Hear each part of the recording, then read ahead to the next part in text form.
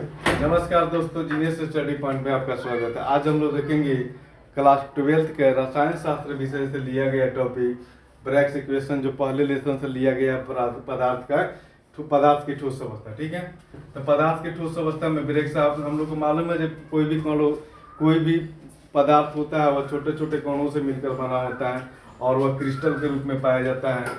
तो क्रिस्टल तल देखिए, ब्रेक साहब ने ये बताया था कि दो क्रिस्टल तलों के बीच की दूरी क्या होती है। इसको निर्धारण करने के लिए समीकरण दिया था और उसी समीकरण का नाम है ब्रैग्स इक्वेशन। ठीक है, ब्रैग्स समीकरण क्या है कि जिस समीकरण की सहायता से क्रिस्टल तलों के बीच की दूरी का निर्धारण किया जाता है उसे ब्रैग्स समीकरण कहते हैं। ठीक है, तो मान लेते हैं कि ये पहले लेयर के कौन है, क्रिस्टल तल के पहले लेयर का, क्रिस्टल तल के दूसरे लेयर का, क्रिस्टल तल के तीसरे लेयर का कौन है। ठीक है, इन कणों को अगर एक सीधी रेखा द्वारा मिला देते हैं तो दोनों तल क्या होते हैं, एक दूसरे के ये समांतर होते हैं। ठीक है, इस पर क्या किया गया कि एक्स किरणों का आघात, एक्स किरण थीटा कोण बनाते हुए आपतित कराया गया, जो पहले लेयर के किसी कण से टकराकर वापस हो जाती है। शेष किरणें जो बनती है दूसरे लेयर से टकराकर वापस चली जाती है। ठीक है, जब ये थीटा, तो अब हम लोग क्या करते हैं कि ओ को आगे की तरफ बढ़ाते हैं, जो ये बी को एल पर मिलता है और यह थीटा को 90 डिग्री का कोण बनाता है, और ओ एम को आगे की तरफ बढ़ाते हैं जो बीसी पर 90 डिग्री का कोण बनाता है। ठीक है, चूंकि हम लोग को क्या करना है इसमें कि दो क्रिस्टल तलों के बीच की दूरी ज्ञात करना है। अगर हम लोग वो भी ज्ञात कर लेते हैं तो दो क्रिस्टल तलों के बीच की दूरी हो जाएगा। इसको हम लोग मान लेते हैं वो भी बराबर डी है। ठीक है, तो चलिए हम लोग देखते हैं।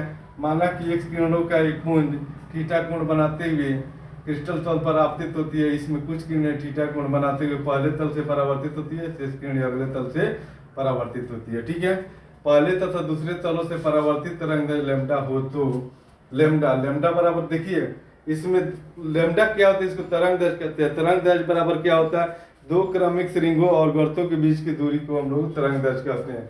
तो प्रकाश भी क्या होता है, एक तरंग होता है, तो तरंग के रूप में आता है।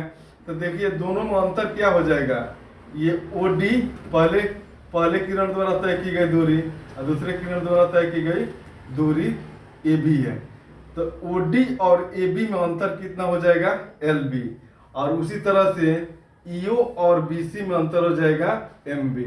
और यही अंतर जो होता है तरंगदैर्घ्य, दोनों का योगफल तरंगदैर्घ्य के बराबर होता है, यानी कि L B plus B M बराबर लेमडा।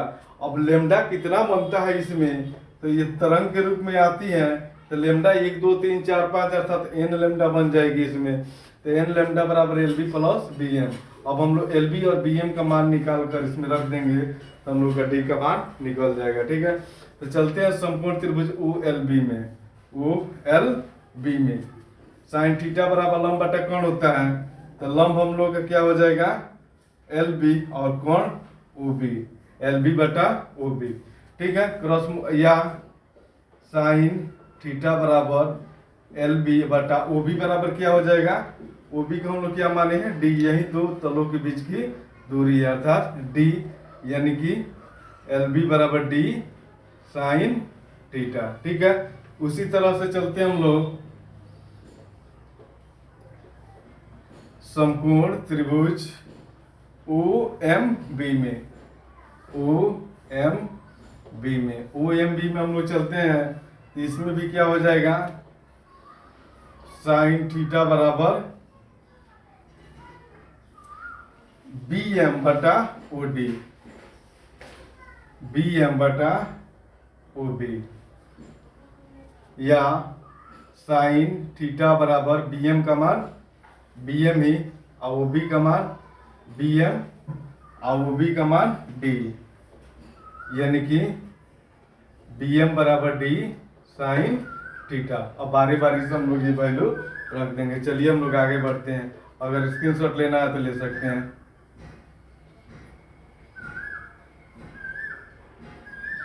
तो अब हम लोग क्या करते हैं, एल बी और बी एम का मान समीकरण 1 में रखते हैं, यानी कि एन लेमडा बराबर एल बी के जगह पर लिख देंगे डी साइन थीटा और प्लस बी एम के जगह पर भी डी साइन थीटा, यानी कि एन लेमडा बराबर डी साइन थीटा यानी कि 2d साइन थीटा। इसी को हम लोग क्या कहते हैं, ब्रैग्स समीकरण कहते हैं। यानी कि यदि n बराबर 1 होगा तो प्रथम कोटि का होगा, n बराबर 2 होगा तो द्वितीय कोटि का प्रथम कोटि और ये द्वितीय कोटि का होगा, ठीक है।